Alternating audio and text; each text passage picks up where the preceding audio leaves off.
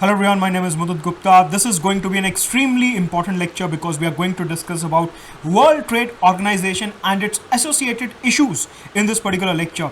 World Trade Organization, it's one of the most contentious issues as far as the trade of India is concerned, and very less quality content is available regarding that. So from the UPSC perspective, we'll be covering entire WTO, whatever Economic Survey says about it.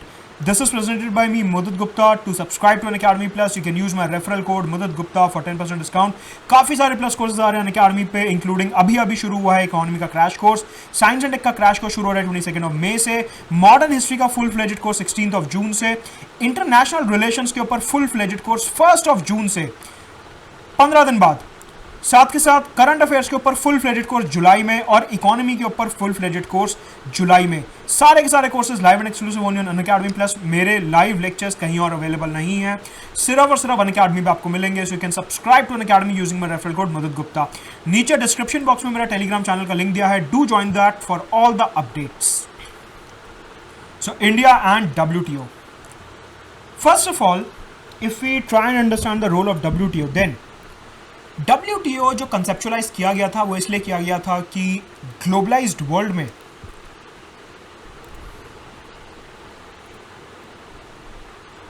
जो free trade है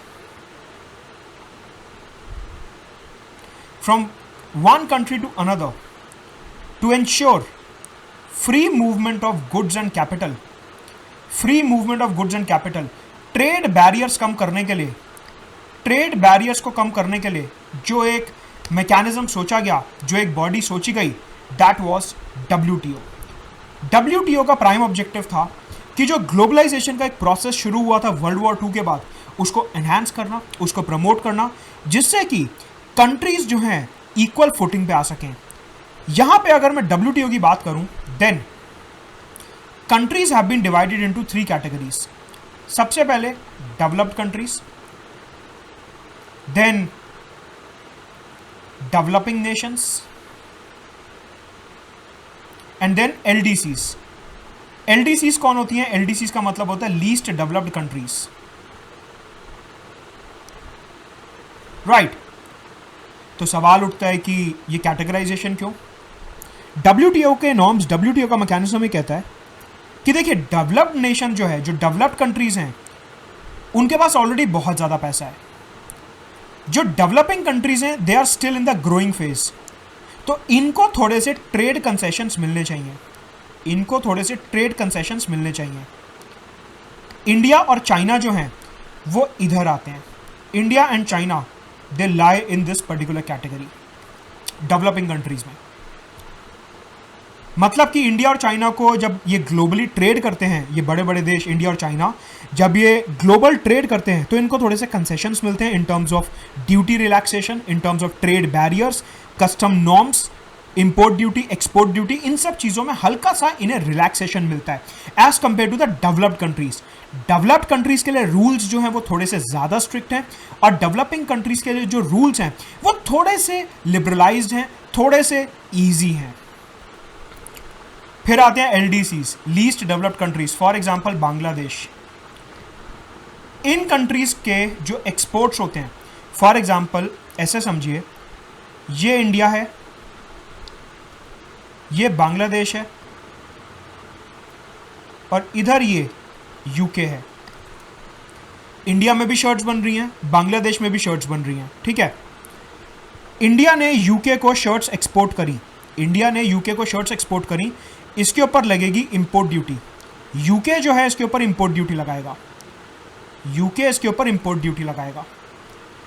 बांग्लादेश ने UK को shirts export करी, UK इसके ऊपर 0% import duty लगाएगा, क्योंकि WTO norms के हिसाब से जो LDC कंट्रीज हैं उनके गुड्स के ऊपर कोई भी इंपोर्ट ड्यूटी नहीं लगेगी. As per the WTO rules, जो LDC कंट्रीज हैं इनके गुड्स पे 0% इंपोर्ट ड्यूटी लगेगी.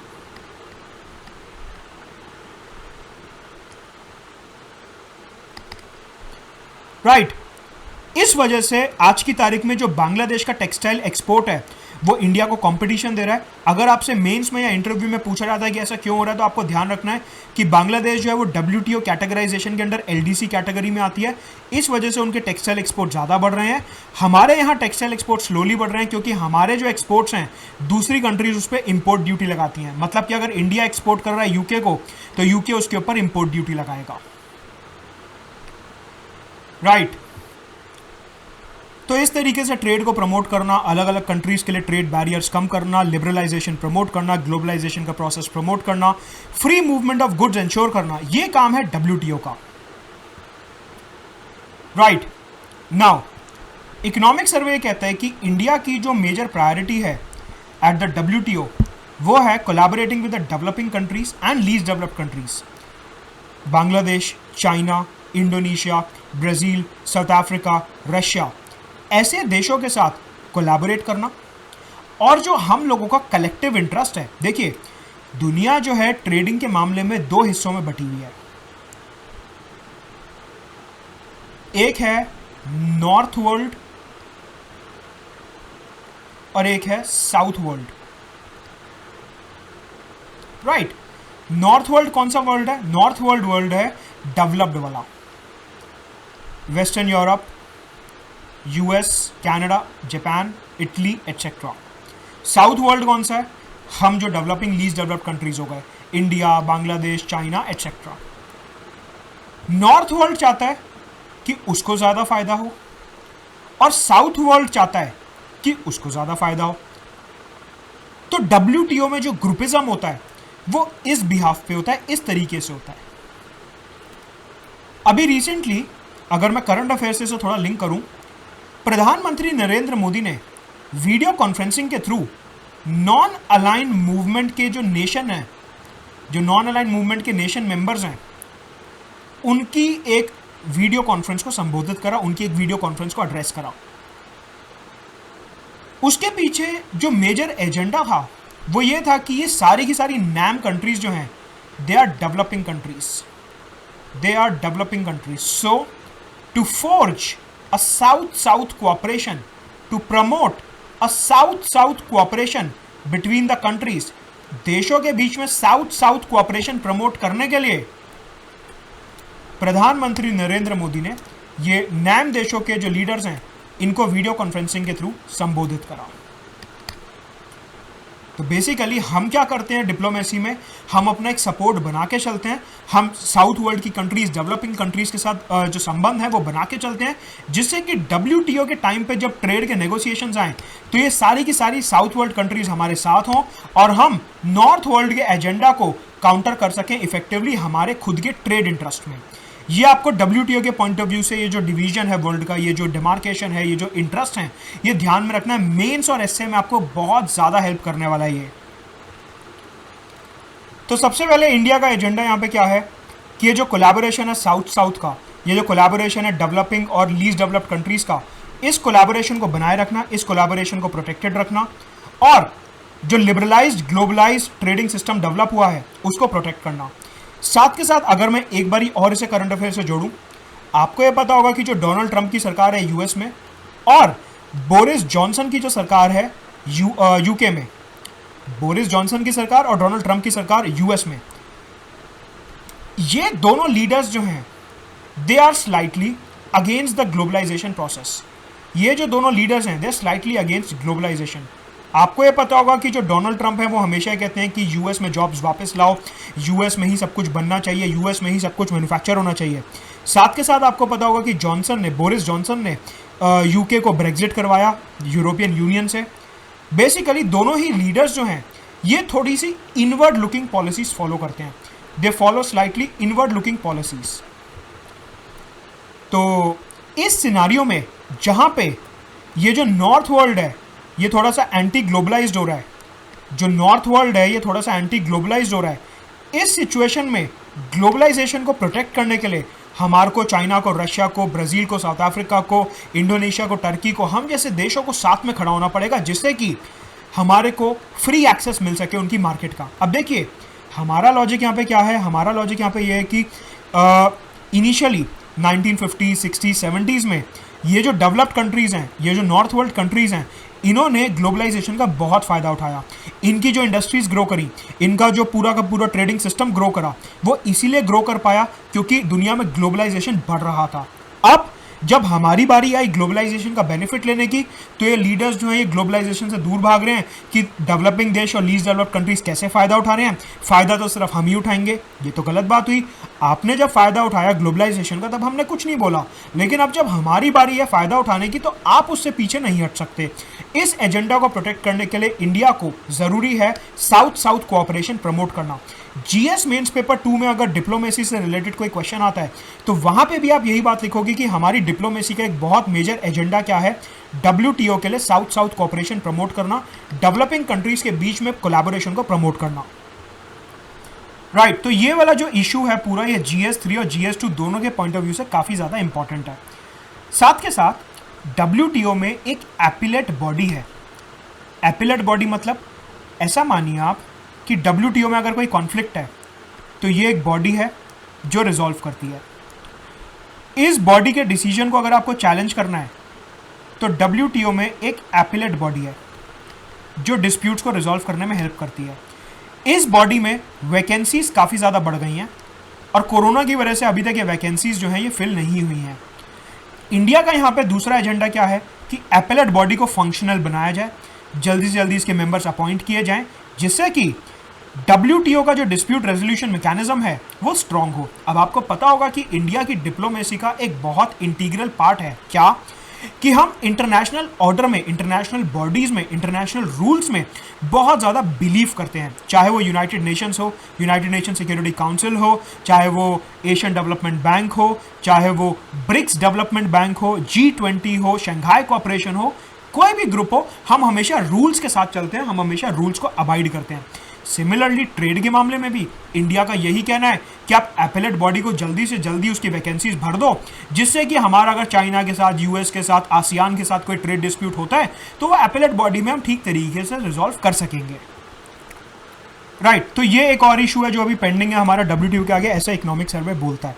साथ के साथ we have to check the unilateral action of the countries. कहने का मतलब ये है, आपको पता है यूएस जो है वो डेवलप्ड कंट्री है। US is a developed country. इसके हिसाब से इनको जो ट्रेड कंसेशंस मिलेंगे, वो काफी कम मिलेंगे। राइट, यूएस क्या कर रहा है, ये अपने फार्मर्स को बहुत ज्यादा सब्सिडी दे रहा है। समझिए, ब्लॉक डायग्राम के थ्रू समझते हैं।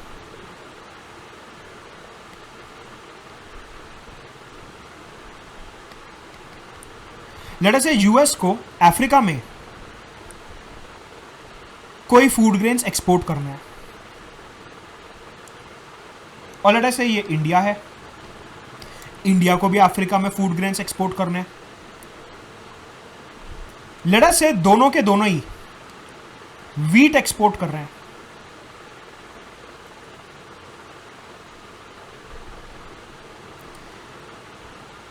दोनों का रेट भी सेम है, ₹20 पर केजी। लेट अस से रुपीज टर्म में मानते हैं, दोनों का रेट भी सेम है, ₹20 पर केजी। ठीक है, ये तो फेयर ट्रेड है, एकदम सही बात है।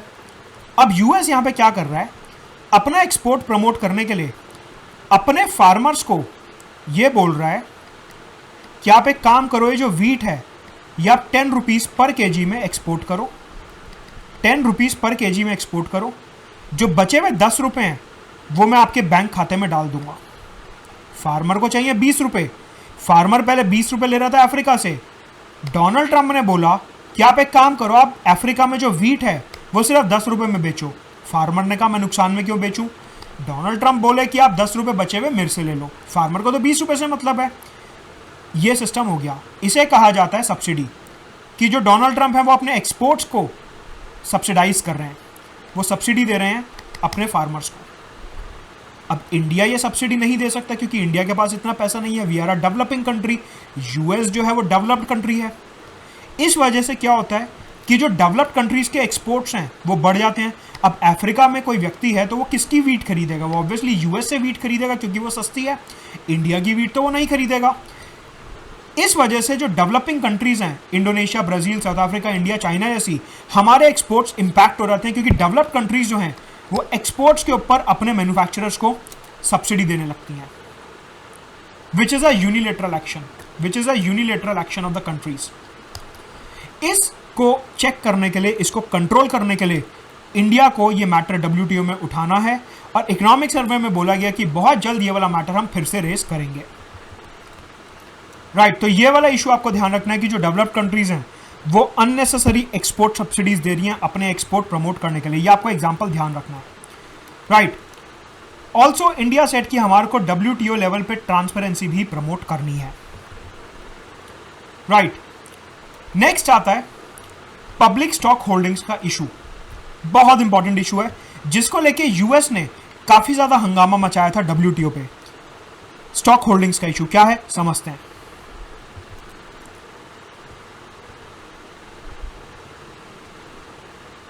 ये हमारे फार्मर्स हैं, ये फूड कॉरपोरेशन ऑफ इंडिया है, ये हमारे गोडाउन्स हैं,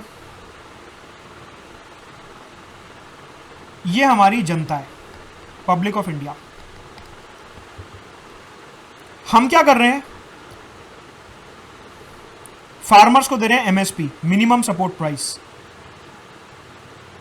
फार्मर्स अपना फूड ग्रेन गोडाउन में जमा कराते हैं, गोडाउन से ये फूड ग्रेन्स पब्लिक के पास जाते हैं at 2 rupees per kg, PDS के अंडर, पब्लिक डिस्ट्रीब्यूशन सिस्टम के अंडर गरीब लोगों के पास ये फूड ग्रेन्स जाते हैं एट 2 रुपीज पर केजी। मतलब कि सरकार ने एक तो बेनिफिट यहां पे दिया एमएसपी, जो कि मार्केट रेट से थोड़ी सी ज्यादा होती है कई बार। वैसे तो मार्केट रेट एमएसपी से ज्यादा होता है, लेकिन अगर हम ग्राउंड रियलिटी की बात करें इंडिया में तो कई बार ऐसा होता है कि मार्केट प्राइस क्रैश कर जाता है और एमएसपी ज्यादा होती है, तो सरकार फिर एमएसपी पे सारा कुछ प्रोक्योर कर लेती है। राइट, तो सरकार ने एक सपोर्ट तो फार्मर्स को दिया एमएसपी, एक सपोर्ट जो हमारी गरीब जनता है उनको दिया by means of public distribution system. मतलब कि ये जो हमारी जनता है इनको सपोर्ट दिया कि आप, हमने जो प्रोक्योरमेंट करी, लेटर से एमएसपी जो है 10 रुपीज पर केजी है, सरकार ने किसान को 10 रुपए प्रति किलो के गेहूं दी। सरकार ने जो गेहूं प्रोक्योर करी वो 10 रुपीज पर केजी पे करी, लेकिन सरकार ने जो आगे गरीब लोगों को खाना दिया वो सिर्फ 2 रुपीज पर केजी पे दिया। मतलब कि सरकार ने डबल सब्सिडी दी। एक बारी तो फार्मर को, लेटर से मार्केट प्राइस जो था वीट का वो था 8 रुपीज पर केजी, तो सरकार ने पहले 2 रुपए प्रति किलो की सब्सिडी तो यहां पे दी कि किसान को बोला नहीं, आप 8 रुपए किलो में नहीं बेचोगे, हम आपसे 10 रुपए किलो में प्रोक्योर कर रहे हैं। एक सब्सिडी तो ये हो गई। फिर सरकार ने बोला पब्लिक को नहीं, आप 8 रुपए प्रति किलो में नहीं खरीदोगे, हम आपको 2 रुपए प्रति किलो में दे रहे हैं, तो डबल सब्सिडी हो गई। और ये जो दो सब्सिडीज हैं, एक तो एमएसपी के टाइम पे सपोर्ट और एक पब्लिक डिस्ट्रीब्यूशन सिस्टम के टाइम पे सपोर्ट, ये दोनों सपोर्ट काफी ज्यादा जरूरी है। क्यों? हमारे फार्मर्स के सर्वाइवल के लिए और हमारी गरीब जनता के सर्वाइवल के लिए, इन दोनों के सर्वाइवल के लिए दोनों बहुत ज्यादा जरूरी है। इस पूरी चेन को कहा जाता है पब्लिक स्टॉक होल्डिंग सिस्टम, कि गोडाउन में खाना जमा किया जा रहा है जिससे कि फार्मर्स की सेल हो सके और जिससे कि गरीब जनता को खाना मिल सके। इस पूरी चेन को, इस पूरे सिस्टम को कहा जाता है system of public stock holding. Public stock holding का सिस्टम कहा जाता है इसे। और ये हम क्यों कर रहे हैं? क्योंकि we are a welfare state. ये हम इसलिए कर रहे हैं कि हमारे गरीब किसानों और गरीब जनता का भला हो सके, उनका जो है वेलफेयर हो सके, जिससे कि वो एक ठीक ठाक इनकम और न्यूट्रिशन लेवल मेंटेन कर सकें। ये हम इसलिए करते हैं। यूएस ने इस बात का मुद्दा बना दिया डब्ल्यूटीओ पे। यूएस ने बोला कि ये जो इंडिया डबल सब्सिडी दे रहा है, ये इंडिया जो 2 बारी सब्सिडी दे रहा है, ये इसलिए दे रहा है क्योंकि इंडिया जो है ग्लोबल मार्केट में फूड ग्रेन्स डंप करना चाहता है। इंडिया जो है मेरा एक्सपोर्ट बर्बाद करना चाहता है, इंडिया जो है मेरा एक्सपोर्ट खत्म करना चाहता है। इस वजह से इंडिया जो है डबल सब्सिडी दे रहा है।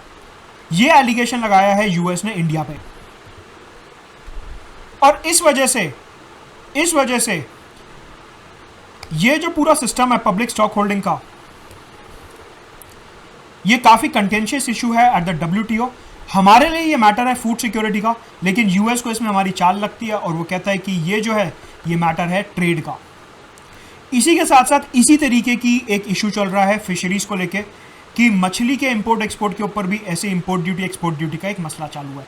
तो आपको ये ध्यान रखना है कि जितने भी ट्रेड रिलेटेड इश्यूज हैं ये हमारे को WTO लेवल पे सॉल्व करने हैं, जिससे कि ग्लोबलाइजेशन बनी रहे, ट्रंप और बोरिस जॉनसन जैसे लीडर्स जो है वो एंटी ग्लोबलाइज ना हो और इंडिया की फूड सिक्योरिटी बनी रहे, issue of public stock holding जल्दी से जल्दी सॉल्व हो।